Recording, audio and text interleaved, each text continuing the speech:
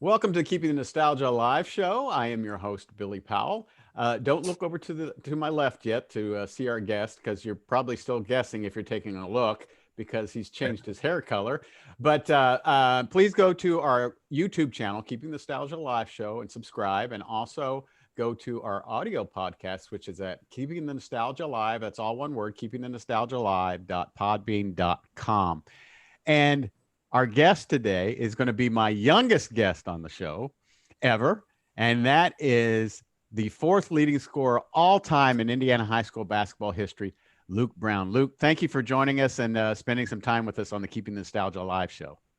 Yeah, thank you for having me. I appreciate it. And so are we unveiling, and we're unveiling a new hair color from what I understand. You told me before the show. Yeah, I have not publicly really came out with it. I've featured it a little bit on Instagram, trying to get some likes, with the style. But no, a lot of people don't know that I have it yet. You're 18, right? I'm 19. 19 years old. The fourth leading scorer in Indiana high school basketball history. You speak of social media. How hard is that to be on at times? Are there peaks and valleys, and how do you handle some of the valleys?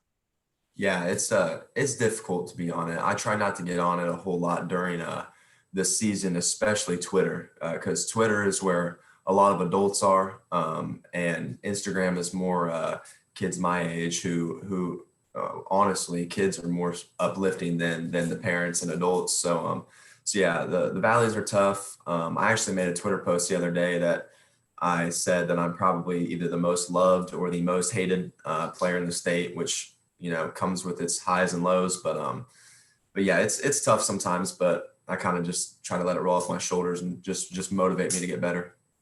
Yeah, there's so much, as I have seen, there's so much jealousy out there, and I'm glad that you handle it the way that you handle it, because it's got to be very hard for someone with the skill set that you have. Yeah, it's not easy, but I have a great family around me, friends who always keep my head on straight. So I try not to go back at anybody on Twitter, but it's hard to hold your tongue for sure. Well, shoot, I'm 54 years old, and it's hard to come back. Hard for me not to Yeah. get upset at some things that are on social media. Luke, who have you?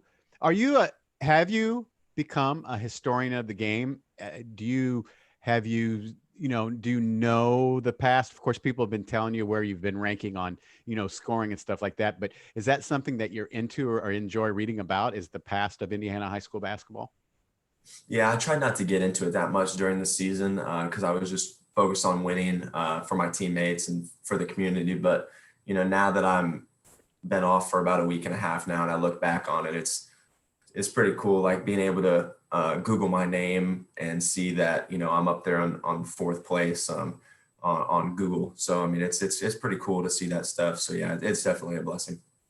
You're probably you're a tie with the most prolific scorer that I've ever had on the show, but the tie is with Rick Mount, and he never passed the ball. But you have dished out quite a few assists. Yep. I think I ranked like ninth all time in assists. So that was pretty cool. Rick Mount is going to hate that if he sees that. I actually worked out with him one time because my coach and him used to do a camp together, and he came in and watched my shot and stuff. But yeah, I've heard that before, that he wasn't much of a passer. So, speaking of Rick kind of helping you with your shot, and then you meet him, what others have you met? What other people have you met that you would not have met if it wasn't for the game of basketball? A lot of people. I mean, Coach Hoover, for example. I mean, I watched him coach Whitney Jennings. I wouldn't have seen Whitney Jennings play, and watching her, she was a smaller guard, really good player. I was always smaller, so I kind of learned from her a little bit because my dad would always talk about her and how hard she worked. Obviously, Rick Mount, never got to meet him. He was a really nice guy. He actually came in and worked with me and Brandon Strobel, who was a player for us 2 years ago. And then just all my teammates, friends that I've grown up with through AAU and stuff. I would have never got to meet them either. So basketball has really taken me a long way. friends wise and just social wise as well. Has your career gone by really fast, or have you had the time to kind of take it in? No, it went by so fast. It's so hard to remember. I mean, I can remember like game for game, every single game that I've played and everything that happened in every specific game. But overall, looking back, I mean, it's so hard to wrap my head around it that it's all over. Like, you're at the free throw line and you're getting ready to make a free throw and you got that couple seconds just to maybe focus on something else that's going on in the crowd, or focus on a family member or coach. And you just kind of, you're like, you're like, I can't believe this is really happening. Yep, yep, exactly. I mean, it's crazy. I mean, my dad has always said like the older you get, the faster time goes. And I didn't really, I don't listen to my dad as much as I probably should, so I didn't really, listen that well. But it's really true. I mean, in the blink of an eye, it's really all over. So it's crazy. My dad told me one day when I was 17 years old, he said, "Son, don't wish it. Don't wish time away. You're going to, you're going to, and I'm like, man, you don't know anything, Dad. Exactly. But dads are right. Dads are right. Yep. Coaches are right. Tell us about, when did the recruiting start? What were the other possibilities besides you becoming a Stetson Hatter? Are you still a Stetson Hatter? And how difficult was it to make your decision? Yeah. So recruiting was probably the craziest thing I've ever been a part of. Just because a lot of people don't realize, like, they're like, oh, why didn't you go to IU, or why didn't you go to, Florida, and it's like, you realize as you get older, like you might be really good, but if those schools already have 5-star point guards on their roster, they're not recruiting for that.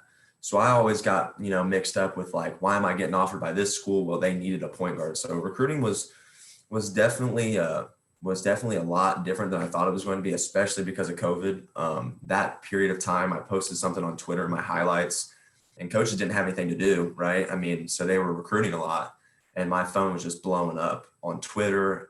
Mainly Twitter is where I got recruited from. And but Stetson really stuck out to me. Coaching staff, the Christian staff, they're really nice guys.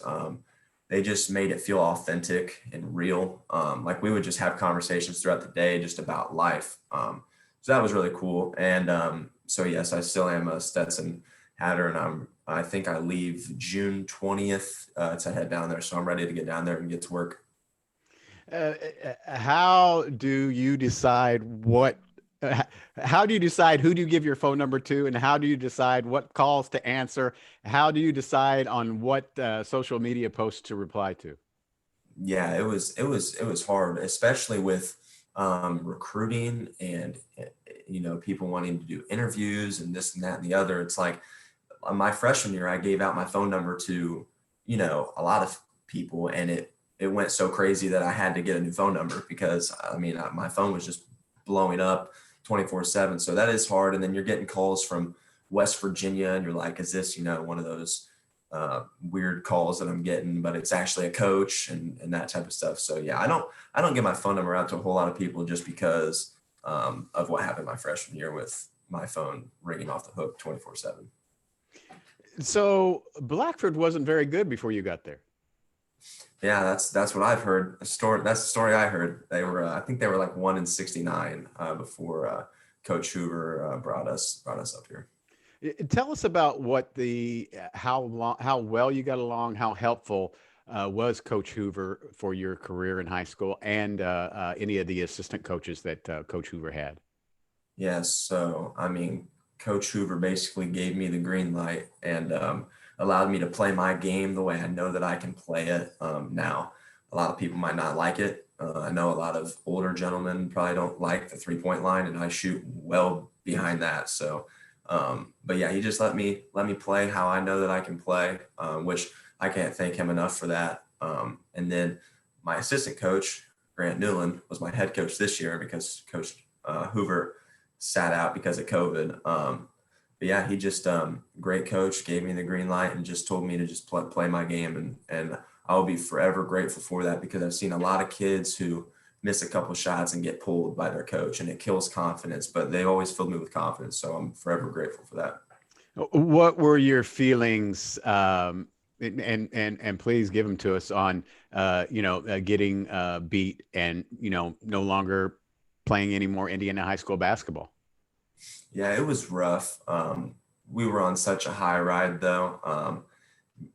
Getting through where we did to the regional when we won that, it was so exciting that going into semi-state, it felt like we had just won state winning the regional because we'd never done that at Blackford before. So, but yeah, losing it wasn't fun. I don't like to lose, but the way that we lost was kind of sour because I don't think we played as well as we could have and things like that. But yeah, I wish we could have had it back. But I'm personally excited to move on to the next chapter, but I know a lot of my teammates are, struggling with it because it was their last game that they'll probably ever play.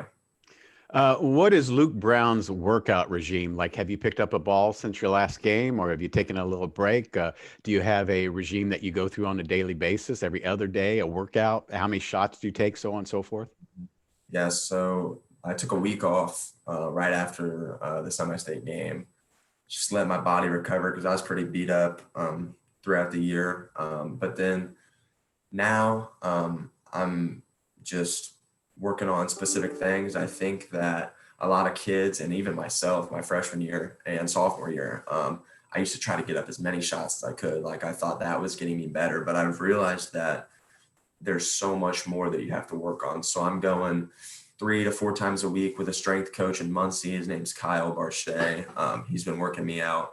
I also am, so I started that this week. So then I'm also lifting on my own at my church where I have a weight set 5 times a week because I know the college level I have to get bigger and stronger. And then I'm taking my diet to a whole nother level, counting calories, trying to get, bigger and recovery because I have to eat, sleep, and drink a lot of water for recovery. And then just specific shooting drills and specific training that's going to translate to the next level, like shooting from the college three, getting my percentage right there. So it's a lot more than just getting shots up for me right now. It's a whole bunch of everything and trying to attack everything one at a time. Who keeps you kind of pulled back and reined in? You have all these kids. You even have adults that are asking for your autographs and a photo op and all this. Who kind of keeps you kind of level-headed during all this? Is it yourself, or is it something that somebody's told you, or is it somebody that helps you out with that? Um, I would say it's a lot to do with me, but it has a lot to do with my mom as well. My dad is more so like a please everybody type of guy, and I try my best, but it's very difficult to do that in the position that I'm in. So my mom kind of comforts me and lets me know like it's okay if you didn't get to this kid's birthday party at the bowling alley because you were out of town and stuff like that. So I would credit my mom for that. Is it cool when a little kid comes up and just looks at you like you're, like the president of the United States and wants your autograph and you make their day? Isn't that just cool? Yeah, it's really cool. It's really humbling. I didn't never thought I'd be in a position like that at such a young age, but yeah, it's pretty cool. Luke Brown, we know you have a busy schedule. You said you're heading off in June down to Florida, correct? Any other basketball games, or we're still waiting on Indiana All-Star selections and stuff like that, correct? Yeah, I'm still waiting on the All-Star selection. I might be playing in I think it's like the Hickory at the Hickory gym. I got invited to that, so I might be playing in that. And then yeah, just waiting on the Indiana All-Star games, see if I made it. And then hopefully I'll be playing in those games in June. So if Mike Woodson, the new Indiana coach, came into your living room today, you'd still say no and go to Stetson? Yeah, I'd still say no and go to Stetson. Gotta go with my gut on that one. I'm a Broad Ripple guy. Mike Woodson graduated from Broad Ripple, so I had to just toss that in there for a little bit of fun. Yep. So are we just going to work this hair color out for a little while? Are we going to let it come back, or you?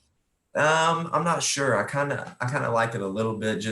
I like my Instagram. Trying to gain followers, so you got to stay on top of it. You got to stay trendy. So I'll probably grow it out, and then I like the buzz cut, so I'll probably shave it back to my original color. I don't like having to do my hair every day. I got too much on my plate. I don't need to spend 20 minutes on my hair. So I'll probably buzz it and keep it my normal color. 3,011 points. Fourth all-time leader in Indiana high school basketball history. Luke Brown, thank you so much. I know you got a busy schedule. I know, especially for talking to old men like me. We appreciate you. Best of luck at Stetson, and best of luck. I'm keeping my fingers crossed for what this Indiana All-Star selection thing does. And I appreciate it. Do you want to let everybody know about your Instagram? Oh yeah, LUK3 Brown _. Everybody go follow and like my recent post. Luke Brown, thank you so much. I appreciate it. You're a legend, only 19 years old, talking to a 50-year-old man who has a love for basketball that's never dissipated. I appreciate you. Thank you for having me on. I appreciate it.